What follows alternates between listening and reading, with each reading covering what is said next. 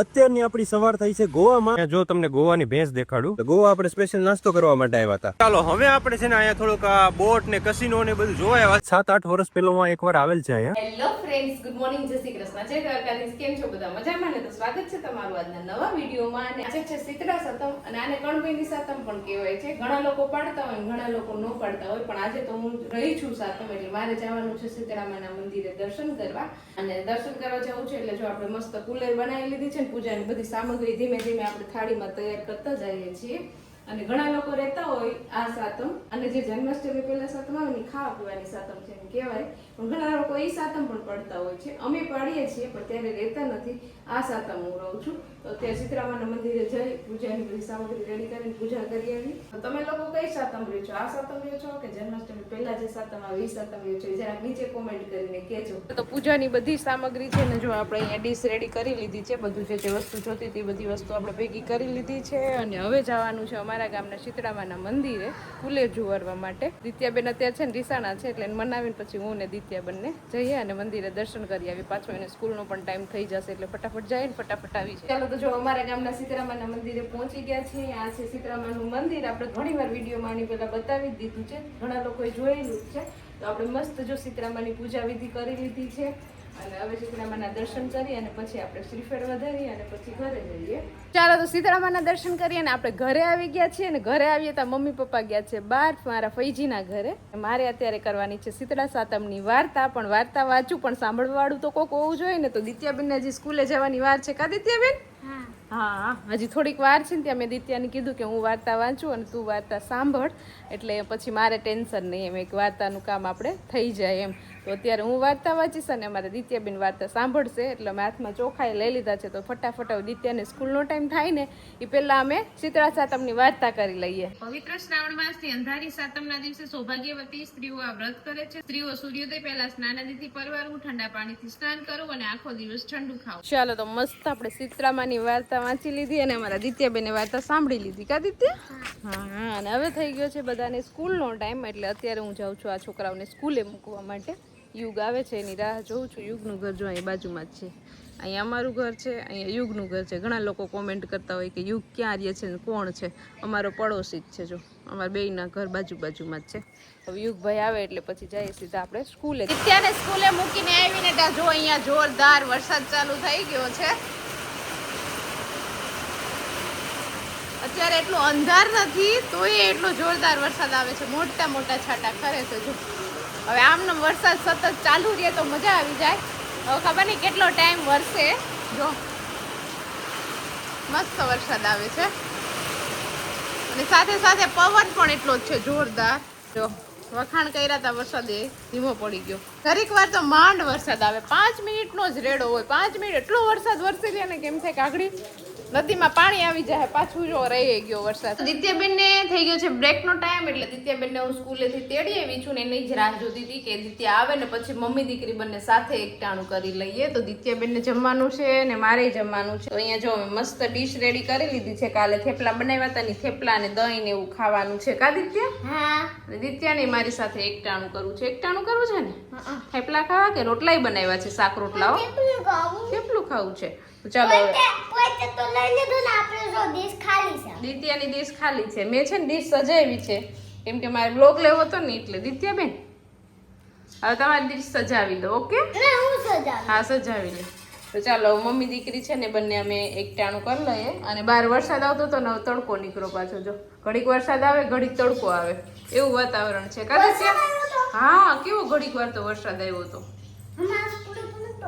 નહીં અંદર હોય ને રૂમમાં એટલે ખબર ન પડે. ચાલો તો ફટાફટ બહુ ભૂખ લાગી છે, એકટાણું કરી લઈએ. ચાલો તો ભાઈ અત્યારે બપોર પછીના 4 વાગી ગયા છે ને દિત્યાબેન 2 વાગે બ્રેકમાં ગયા ઘરેથી ને પછી થોડું ઘણું ઘરનું કામ બાકી હતું એ કર્યું ને પછી હું સુવા ગઈ ને તો મને ઊંઘ જ ન આવી આજે. કેમ કે ઘરે કોઈ હતું જ નહીં અને ઘરે એકલા હોય ને તો મને તો ઊંઘ જ ન આવે. મજા ન આવે. કોઈ ઘરે હોય ને તો જ આપણને મજા આવે. એકલા ન મજા આવે. એટલે અત્યારે ઊંઘ આવી નહીં ને એટલે પછી ઉઠી ગઈ ને અત્યારે ગાયોને થઈ ગયો છે ચારા પાણીનો ટાઈમ એટલે એ કદાચ ઊભા થઈ જ ગયા હશે. એને ખબર પડી જ જાય કે આપણો ટાઈમ થઈ ગયો એટલે. અને આજે મમ્મી પપ્પા બહાર ગયા છે તો એ પણ હજી આવ્યા નથી. જો આપણી ગોપી ને ગૌરી ને આ બાજુ મોઢું રાખીને જ ઊભા છે કે ક્યારે મને ચારો પાણી કરે એમ. કેમ કે એનો ટાઈમ થાય ને એટલે એ લોકો ઊભા થઈ જ જાય એમ. તો ચાલો સૌથી પહેલાં આપણે એ લોકોને ખાવાનું આપી દઈએ અને પછી રોંઢાનું બધું કામ છે એ કરીએ. તે આગળ દિત્યાને આવવાનો ટાઈમ થઈ જશે સ્કૂલેથી, અને મમ્મી પપ્પા બહાર ગયા છે તો ખબર નહીં ક્યારે આવે. એ પહેલાં આપણે બધું ઘરનું કામ બાકી છે ફટાફટ કરવા માંડીએ. ગાયોને ચારો પાણી કરી દીધું છે, લીલું લીલું ઘાસ હતું એ બધું આપી દીધું છે, એટલે અત્યારે એનો નાસ્તો કરવા માંડ્યું છે. અને મને ભૂખ લાગી છે. હવે થોડું ઘણું આપણે ફ્રૂટ્સ ખાઈ લઈએ, ઘરમાં ઘણા બધા ફ્રૂટ્સ છે તો કંઈ પણ એક ફ્રૂટ લઈને ખાઈ લઈએ, કેમ કે હવે બીજું કંઈક તો ખવાશે નહીં. આજે ઠંડુ ખાવાનું હોય ને એકટાણું કરવાનું હોય તો આપણે બપોરે કરી લીધું છે, એટલે હવે બીજું કંઈ ખવાશે નહીં. હવે ફ્રૂટ્સ ઉપર જ આપણે રહેવાનું છે. ચાલો તો અત્યારની આપણી સવાર થઈ છે ગોવામાં, અને ગોવામાં છે ને અત્યારે ફૂલ વરસાદ ચાલુ છે. ફૂલ એટલે થોડી વાર વરસાદ ફૂલ રહે અને થોડીક વારમાં વરસાદ ઓછો થઈ જાય. હવે 3-3:30 વાગે અહીંયા રાતે આવીને થોડીક વાર સ્ટે કરી લીધો તો સૂઈ ગયા હતા, અને અત્યારે આપણે જરાક વાર માર્કેટમાં ફરવા નીકળ્યા છે. અહીંયા થોડીક વાર ફરીને પછી આપણે આગળ જશું. સવારમાં આપણે એક જગ્યા ઉપર નાસ્તા માટે બેઠા છીએ. તો નાસ્તામાં અત્યારે છોલે ભટુરો મગાવ્યા છે, બીજા મસાલા ઢોસા અને પરોઠા મગાવ્યા છે. એ બધું રસ્તામાં છે. અત્યારે એટલું શરૂઆત કરી આપણે. ચલો એક જગ્યાએ નાસ્તો કરી લીધો ને હવે અહીંથી આપણે નીકળી જવાનું છે, કેમ કે અહીંયા વરસાદ ચાલુ છે. એટલે ગોવા આપણે સ્પેશિયલ નાસ્તો કરવા માટે આવ્યા હતા. બરોબર. અહીંયા જો તમને ગોવાની ભેંસ દેખાડું, જોઈ લીધી. હવે આપણે આગળ જઈએ બાગા બીચ તરફ. બાગા હા, જેઠાલાલમાં આવે ને એ બાગા કે બાગા એવું બીચ છે, તો ત્યાં આપણે આટો મારી આવીએ. ચાલો તો આપણે આ લોકલ રસ્તામાં થઈને આપણે જાય છે આ વખતે બીચ ઉપર. સીધો જે મેઇન રસ્તો છે ત્યાંથી નથી જતા, તો લોકલ ફિલિંગ થોડીક લઈ લઈએ. એ બાને તમને ગોવાની ભેંસ દેખાડી, હવે ગોવાની મીંદડી જોઈ લઉં, ગોવાની બિલાડી જોઈ લઉં તો ભાગી ગઈ. ચલો finally we reach at the beach. અને બીચ જો આવી પ્રકારનો અહીંયા છે. અહીંયા થોડાક માણસો નાઈ ને એવું બધું કરે છે. અહીંયા ઓલા બધા નાઈ છે ને બધા ભગાડે છે. બીચ જ છે, બીચમાં તો પછી બીચ છે એમ. બંગલો સારો છે બીચ ઉપર. જો અહીંયા બંગલો છે ને એ સારો છે. જો બાગા બીચ લખેલ છે, ત્યાંથી બાજુમાં બંગલો છે, એ સારો છે. તો બાગા બીચની છે ને નાઇટ લાઈફ જોયા જેવી હોય. રાતના સીન વધુ જોવા જેવા હોય દિવસ કરતાં. અત્યારે તો કંઈ આપણે દેખાતું નથી, પણ રાતના વધુ સારું હોય જોવા જેવું. અહીંયા આપણે રાતના રોકાવાનું નથી, બાકી તમને દેખાડે જ.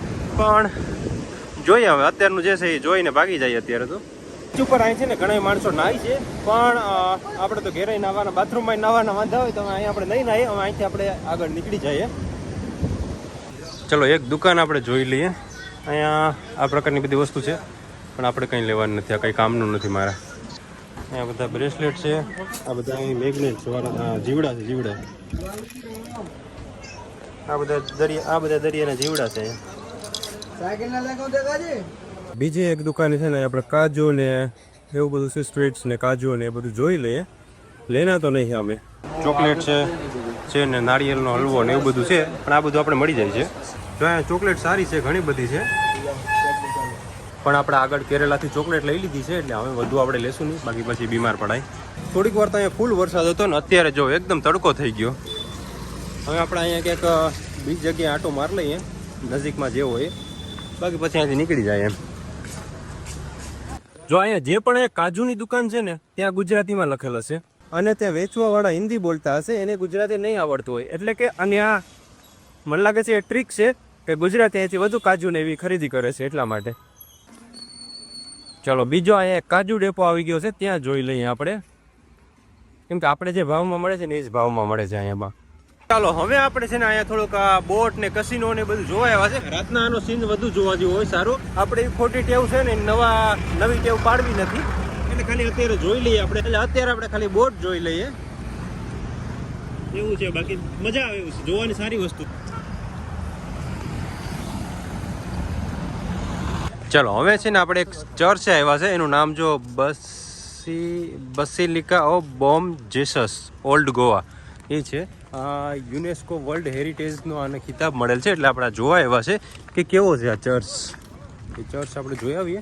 જો કે આજથી 7-8 વર્ષ પહેલાં એકવાર આવેલ છે અહીંયા, ભૂલાઈ ગયું હોય, બધું ભૂલાઈ ગયું હોય, ફરીથી એકવાર આપણે આટો મારી આવીએ. તો બહુ મોટું છે સાઈઝમાં. જો ચલો તો આપણે આ ચર્ચ જોઈ લીધું, અને જગ્યા સારી છે જોવા જેવી. આપણે બહુ તો ખબર ન પડે, પણ આમ જોવા જેવી સારી જગ્યા છે એમ. ને ફોટા પણ અહીંયા સારા એવા પડે છે.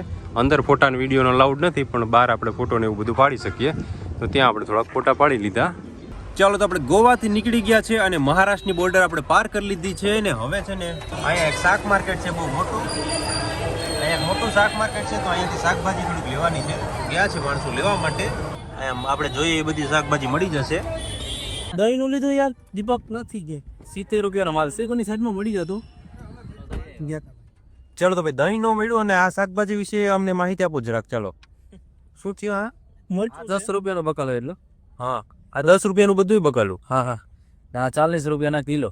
ઓકે તો 40 રૂપિયાના કિલો જમરૂખ મેળા છે અને આ બધે બધું આમાં હું કઈ વસ્તુ બાદ કરવાની છે? આ એક વટાણા. વટાણા એકને બાદ કરી નાખીએ ને તો ટમેટા, રીંગણા, ધાણા અને બસ ગુવાર એ બધું 10 રૂપિયાનું એટલું સસ્તું ને. વટાણા કેટલાના? ₹20. વટાણા મોંઘાય છે અહીંયા નહીં મળે. કિલાના ₹100. કિલોના 100 રૂપિયા વટાણા. સસ્તા દવાઈ છે. તો એવું બધું છે સસ્તું. ભાઈ માર્કેટ બહુ મોટું છે. હજુ તો અમે આ આગળ વરસાદ જેવું વાતાવરણ છે ને એટલે અમે થોડુંક અહીંયા રોકી હતી. તો અત્યારે રાતના 10:30 થયા છે અને અમારે જમવાનો બનાવવાનો આજે મેળ ન પડ્યો કેમ કે કોઈ જગ્યા ન મળી સારી. અને રસ્તો એવો હતો ને કે ત્યાં કોઈ પ્યોર વેજીટેરિયન રેસ્ટોરન્ટ પણ ન મળી અમને. એટલે હવે અહીંથી કંઈક 20 કિલોમીટર દૂર પ્યોર વેજીટેરિયન રેસ્ટોરન્ટ છે. બાકી નોનવેજની બધી ભેગી રેસ્ટોરન્ટ હતી એટલે અમે પછી ત્યાં ખાધું નથી. હવે આ ગેસ પૂરાય છે કે થઈ જાય પછી આપણે આગળ જઈએ. હજુ 20 કિલોમીટર જેટલું દૂર છે અહીંથી. ત્યાં કદાચ વેજ રેસ્ટોરન્ટ મળી જશે. ભાઈ અત્યારે છે ને 11 વાગ્યા અને અમે બહુ આજે હેરાન થયા જમવામાં ખાવામાં. વેજ કે અમને મળ્યું જ નથી. બધી જગ્યાએ નોન વેજ. અહીંયા પણ એવું અહીંયા જોઈ કિલોમીટરથી મને અહીંયા અમે જોયું પણ અહીંયા પણ એટલું બધી કંઈ ખાસ નથી. પણ હવે ખાવું પડશે એમ ટકાવવા માટે એવું છે. ચાલો અંદર જઈને જે પણ મળે એ અહીંયા ખાઈ લઈએ. અને બધાની એનર્જી છે ને આવ પૂરી થઈ ગઈ બધાની એનર્જી. તો આજનું જમવાનું છે જો આપણી પાસે દાળ છે, આ દહીં છે પણ છાશ ગણીને આપી છે, ડુંગળી રોટલી છે આ પ્રકારની અને આ કંઈક શાક છે અને આ સલાડ. સલાડ નહીં પણ આ સંભારા જેવું કંઈક છે ભાઈ. જલ્દી જલ્દી બહુ થાક્યા બધા જો બધા બેસી ગયા છે જમવા માટે. જલ્દી અમે ખાઈ લઈએ. આગળ ક્યાંક બીજું સારું મળશે ને તો પછી પાછું ટ્રાય કરશો હવે.